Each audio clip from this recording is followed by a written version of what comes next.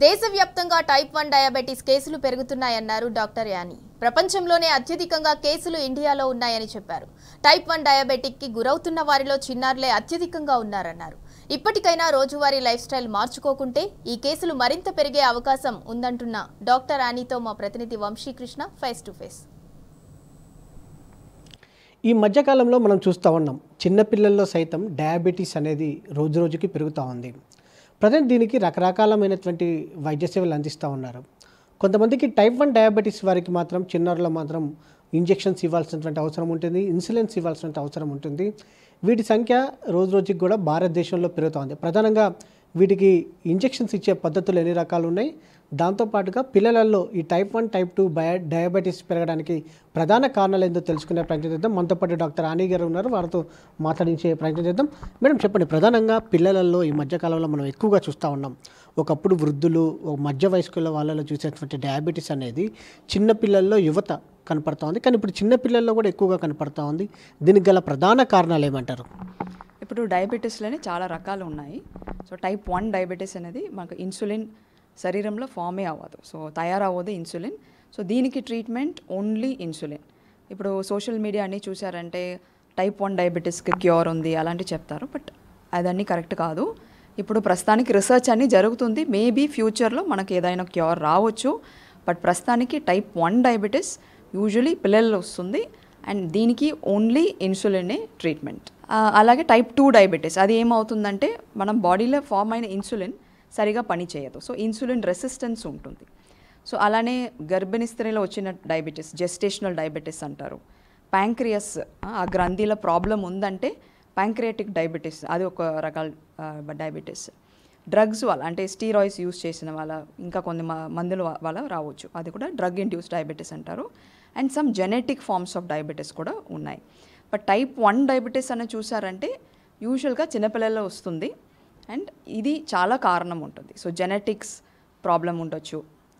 And ఇది type 1 diabetes ఏమవుతుందంటే యూజువల్గా ఆటో ఇమ్యూన్ కండిషన్. సో మనం బాడీలో యాంటీబాడీస్ ఫామ్ అయ్యి ఆ ప్యాంక్రియాటిక్ బీటా సెల్స్ అనేది అక్కడ నుంచి ఇన్సులిన్ రావాలి, సో అది అన్నీ పాడైపోతుంది. సో దానివల్ల మన బాడీలో ఇన్సులిన్ రాదు.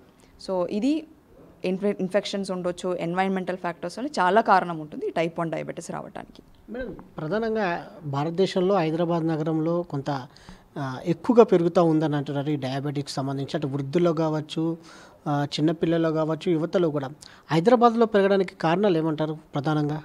ఇప్పుడు లైఫ్ స్టైల్ అన్నీ కొన్ని మారిపోయాయి. సో ఫుడ్ హ్యాబిట్స్ సరిగా ఉండదు, హెల్తీ ఈటింగ్ ఉండదు. ప్లస్ మనం mostly sedentary work from home, కూర్చొనే పని చేస్తున్నాము. సో ఎక్సర్సైజ్ ఉండదు. సో ఇలాంటి అండ్ స్ట్రెస్ లెవెల్స్ ఎక్కువ ఉంది, స్లీప్ మరి మంచిగా ఉండదు.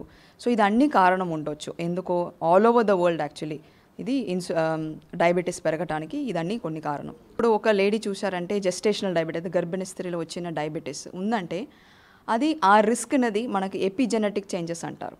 సో అది ప్రాబ్లం అనేది బేబీ కూడా రావచ్చు, అంటే ఫ్యూచర్లో వెంటనే రాదు.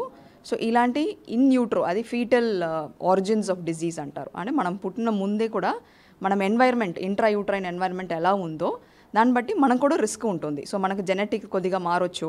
సో తర్వాత మేబీ చైల్డ్హుడ్లోనో కొద్దిగా పెద్దగా అయిన తర్వాత ఆ పిల్లలు కూడా సేమ్ అలాంటి డయాబెటీస్ రావటం అలాంటివి జరుగుతుంది. ప్రధానంగా టైప్ 1 డయాబెటీస్కి సంబంధించి ఇన్సులిన్ ఇవ్వాల్సిన అవసరం ఉంటుంది రెగ్యులర్గా, కానీ పిల్లలు కూడా ఇబ్బందులు పడతారు, మానసిక వేదనకు కూడా గురవుతూ ఉంటారు. ఎలా ఉంటుంది సమస్య టైప్ 1 డయాబెటీస్కి సంబంధించి? సో టైప్ 1 డయాబెటీస్కి ట్రీట్మెంట్ చూసారంటే ఓన్లీ ఇన్సులిన్. సో ఈ ఇన్సులిన్ కూడా ఎలా ఇవ్వాలంటే మన బాడీలో యూజువల్గా ఎలా ప్రొడ్యూస్ అవుతుందో అలాంటి సేమ్ ఇవ్వాలి. సో అది ఎలా ఇవ్వాలి? 3 times before food and once at bed time. So almost 4 times injections ఇవ్వాల్సి వస్తుంది. సో ఇది చిన్నపిల్లలు ఇబ్బంది పడతారు, ఎందుకంటే ఇన్నిసారి ఇంజెక్షన్స్ ఇవ్వాలి, ప్లస్ స్కూల్కి వెళ్ళినప్పుడు ఎలా ఇంజెక్షన్స్ వేయాలి. సో ఇదన్నీ ప్రాబ్లమ్స్ ఉన్నాయి. సో దానికోసం మన దగ్గర ఇప్పుడు ఇన్సులిన్ పంప్స్ ఉన్నాయి. సో ఇప్పుడు దాకా ఓన్లీ వెస్టర్న్ కంట్రీస్లో అలాంటి అవైలబుల్ ఉన్నది, ఎందుకంటే చాలా కాస్ట్ ఎక్కువ ఉంటుంది.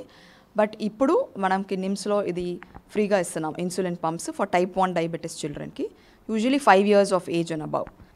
సో ఇలా ఉంటుంది ఆ ఇన్సులిన్ పంప్ అనేది. సో ఇలా మన ఫోన్ లాగా పెట్టుకోవచ్చు. సో ఇక్కడ ఒక ట్యూబ్ ఉంది, ఈ ట్యూబ్ నుంచి మనకి ఇన్సులిన్ పోతుంది. ఇలా చూసారంటే ఇక్కడ ఒక ప్యాచ్ ఉంది. సో ప్రతిసారి మనం ఇంజెక్షన్ ఒక్కొక్కసారి ఇంజెక్షన్ అవసరం లేదు. ఈ ప్యాచ్ అనేది ఎవ్రీ 5 days మార్చుకోవచ్చు. అండ్ ఇక్కడ నుంచి మన ఇన్సులిన్ పంప్ నుంచి మనం ప్రోగ్రామ్ చేసుకోవచ్చు. Through out the day insulin పోతుంది. ప్లస్ మన తినక ముందు కూడా మనం 5 యూనిట్స్ ఇవ్వాలంటే 4 యూనిట్స్ ఇవ్వాలంటే కూడా ఈ ఇన్సులిన్ పంప్లో ఈ బటన్స్ ఉన్నాయి. ఇక్కడ ఈ బటన్స్ ప్రెస్ చేసామంటే ఆటోమేటిక్గా 4 యూనిట్స్ 5 యూనిట్స్ తినక ముందు ఆటోమేటిక్గా పోతుంది. సో ఇది అడ్వాంటేజ్. చిన్నపిల్లలకు అన్నిసారి ఇంజెక్షన్స్ ఇవ్వటం అది కొద్దిగా అవాయిడ్ అవుతుంది. ఈ పిల్లలు టైప్ 1 డయాబెటీస్ ఎంతమందిలో ఒకరికి వచ్చే అవకాశం ఉందంటారు? ఇప్పుడు చూసారంటే almost in the world India has the highest number of type 1 diabetes. So more than 20 lakhs at least ఉండొచ్చు. ఈ షుగర్ వ్యాధి పెరగడం అయితే డయాబెటీస్ అనేది టైప్ 1 కానీ పెరుగుతున్న నేపథ్యంలో ఎలా అప్రమత్తంగా ఉండాలి, ప్రజలు ఎలా జాగ్రత్తలు తీసుకోవాలి? సో ఇప్పుడు నేను టైప్ 2 డయాబెటీస్ గురించి మాట్లాడుతాను. ఎందుకంటే type 2 diabetes mostly life style disease. So మనం మంచిగా ఫుడ్ హ్యాబిట్స్ మంచిగా ఉండాలి, హెల్దీ ఈటింగ్ ఉండాలి, జంక్ ఫుడ్ తినొద్దు. సెకండ్ ఎక్సర్సైజ్ ఉండాలి, రోజు అట్లీస్ట్ ఒక 1/2 hour to 1 hour any physical activity. అలాంటి మనం కూర్చొని పని చేసినప్పుడు ఎవ్రీ 1/2 hour లేచి కొద్దిగా వాకింగ్ చేసుకొని రావాలి. సో కూర్చొనే ఉండకూడదు. సో అలాంటి కొద్దిగా ఫిజికల్ యాక్టివిటీ కూడా మనం ఇంప్రూవ్ చేసుకోవాలి. అండ్ చాలా ముఖ్యం, sleep is very important. At least 7 to 8 hours of undisturbed sleep. And stress levels కూడా మనం తక్కువ చేయడానికి మెడిటేషన్స్ అదని చేసుకోవచ్చు. మీరు చెప్పినటువంటి మిషన్ వాడకం ద్వారా పిల్లలలో మానసిక స్థైర్యం ఎలా పెరుగుతుంది, దాంతోపాటుగా దాని కాస్ట్ ఎంత ఉంది ఇండియాలో? ఇప్పుడు ఇన్సులిన్ పంప్ బేసిక్ పంప్ చూసారంటే ఆల్మోస్ట్ 2 lakhs. ప్లస్ ఈ ట్యూబింగ్స్ అదన్నీ కూడా మనం మార్చుకోవాలి. సో అది కూడా రికరింగ్ కాస్ట్ ఉంటుంది. ఎవ్రీ మంత్ ఆల్మోస్ట్ 5,000 అలాంటివి పడుతుంది. And plus insulin. సో ఇది ఇంత కాస్ట్ అవుతుంది ఇన్సులిన్ పంప్స్ ఉన్నది. ఇది మొత్తం మీద భారతదేశ వ్యాప్తంగా కూడా 20 లక్షల మందికి పైగా టైప్ 1 డయాబెటీస్ తోటి పిల్లలు బాధపడుతూ ఉన్నారని కూడా చెప్తా ఉన్నారు. ప్రధానంగా తల్లిదండ్రులు కూడా ఏదైతే లైఫ్ స్టైల్ ఏదైతే టైప్ 2 డయాబెటీస్ ఉందో ఆ లైఫ్ స్టైల్ చేంజెస్ ద్వారా టైప్ 2 డయాబెటీస్ వస్తుంది కాబట్టి దాన్ని కూడా అరికట్టడానికి లైఫ్ స్టైల్ చేంజెస్ చేసుకోవాల్సిన అవసరం ఉందని కూడా చెప్తా ఉన్నారు. నిమ్స్ ఆసుపత్రిలో ఆధునిక మిషన్స్ ద్వారా కూడా చిన్నారులలో ఏదైతే టైప్ 1 డయాబెటీస్ ఉందో వారి ఏదైతే మానసిక స్థైర్యాన్ని పెంచే విధంగా ఉండేటందుకు మిషన్స్ని ఉపయోగించి వారికి ఇన్సులిన్స్ కూడా అందిస్తున్నది కూడా చెప్తా ఉన్నారు.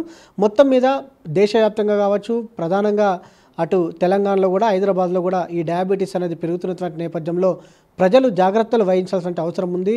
ప్రధానంగా జీవన శైలి మార్పులు చేసుకోవాల్సిన అవసరం ఎంతైనా ఉందని కూడా వైద్యులు చెప్తా ఉన్నారు. వీడియో జర్నలిస్ట్ నరేష్తో వంశకృష్ణ, టీ న్యూస్, హైదరాబాద్.